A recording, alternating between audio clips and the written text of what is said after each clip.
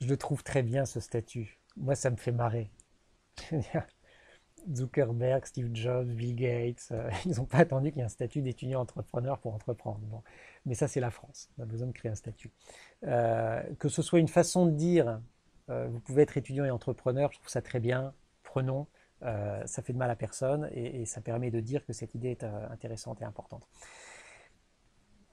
Je pense que tout ça ne prendra sa respiration et son ampleur qu'à partir du moment où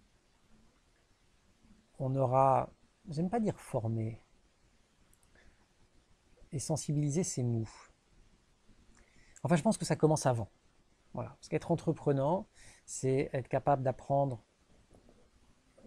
en mode test and learn, comme disent les Américains, c'est-à-dire j'essaye, j'apprends, je corrige. C'est pas comme ça qu'on apprend à l'école, au collège, au lycée.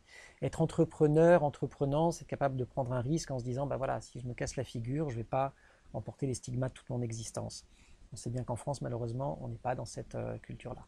Être entrepreneur, entreprenant, c'est d'une façon ou d'une autre être capable de partager son projet avec d'autres, alors évidemment des consommateurs ou des usagers, mais également des copains ou des gens avec qui on va bosser. Donc travailler en équipe. Il n'y a à peu près aucun moment du parcours éducatif où on vous invite à travailler en équipe. Donc je ne vais pas continuer à tirer le fil, mais si vous voulez, c'est très bien d'avoir un statut d'étudiant entrepreneur.